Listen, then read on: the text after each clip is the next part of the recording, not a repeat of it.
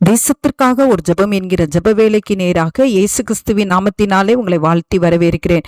இன்றைய நாளிலும் உலக நாடுகளின் வரிசையிலே இன்றைக்கு புவெர்டோ ரிக்கோ தேசத்துக்காக நாம் ஜெபிக்க போகிறோம்.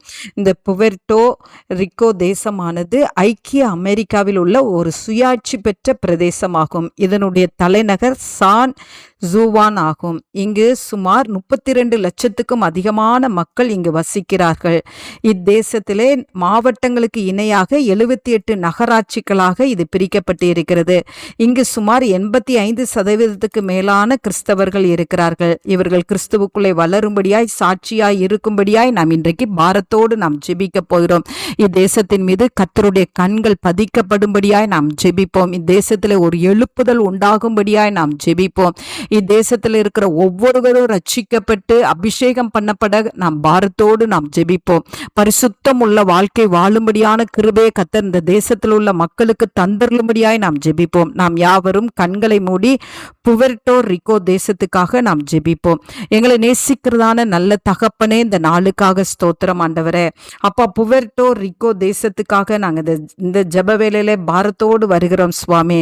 சுமார் 32 லட்சத்துக்கும் அதிகமான மக்கள் தொகை கொண்ட இந்த தேசத்திலே ஆண்டவரே கர்த்தருடைய ஆளுகை இறங்கும்படியாய் நாங்கள் ஜெபிக்கிறோம் ஆண்டவரே. ஆண்டவரே, இங்கு ஆளுகை செய்கிறவர்களுக்கு கர்த்தர் விசேஷித்த ஞானத்தை தாங்க. உண்மையோடு ஆளுகை செய்கிற கிருபையை கர்த்தர் அருளி செய்யுங்க ஆண்டவரே. இங்குள்ள திருச்சபைகளுக்குள்ளே ஆண்டவரே அப்பா, உண்மையான ஆராதனை, பக்தியுள்ள ஆராதனை கர்த்தர் உண்டாக்கும்படியாய் நாங்கள் ஜெபிக்கிறோம் சுவாமி. ஆண்டவரே அப்பா, மெய் தேவனாகிய இயேசு கிறிஸ்துவை ஆராதிக்கிற கிருபையை கர்த்தர் அருளி செய்யுங்கப்பா.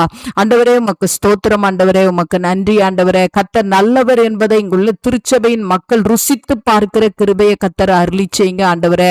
அப்பா, சிறுவர்கள், வாலிபர்கள், முதியவர்கள், பெண்கள் மத்தியிலே கர்த்தர் எழுப்புதலை தாங்க ஆண்டவரே. இந்த தேசத்துக்காக திறப்பில் நின்று ஜெபிக்கிற அநேகரை கர்த்தர் எழுப்பி கொடுக்கும்படியாய் ஜெபிக்கிறேன் சுவாமி.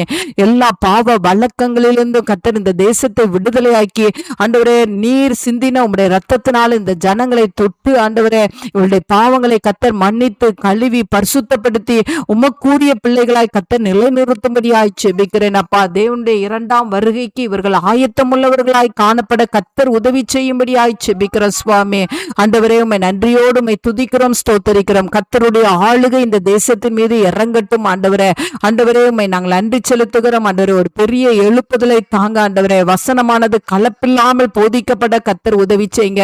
வறுமையில இருக்கிற பிள்ளைகளை கர்த்தர் ஆசீர்வதிங்க ஆண்டவரே. செல்வ செழிப்போடு இருக்கிற பிள்ளைகளுடைய செல்வங்கள் ஆண்டவரே தேவனுக்காக பயன்படுத்தப்பட உதவி செய்யுங்க அப்பா. இந்த தேசத்தை கர்த்தர் இந்த நாளை நினைவு கூர்ந்து ஆண்டவரே உம்முடைய 2ஆம் வருகைக்கு ஆயத்தமுள்ள தேசமாகவும் ஆண்டவரே இவருடைய நாமங்கள் எல்லாம் ஜீவ புஸ்தகத்தில் எழுதப்படுவதற்கு கர்த்தர் உதவி செய்கிறபடினால் இயேசுவின் மூலம் ஜெபிக்கிறேன் நல்ல பிதாவே.